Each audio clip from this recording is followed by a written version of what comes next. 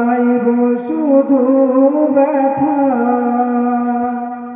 মোদের শিক্ষক সোনার শিক্ষক রইব তাদের ছেড়ে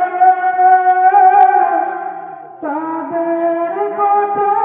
পড়লে মনে যাইবে যে বেরে বিদায় নেওয়ার পালা আজি বিদায় নেওয়ার ডাক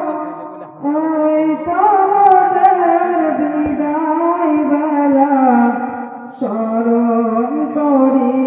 তাই রোজ সকালে পরার তোরে ডাকবে না তো এর পরেতে কোরআন হাদিস শুনব বলো কার জীবন মাদের ঘরে দিলেন সকল হুজুর গণে তাই তো তাদের কথা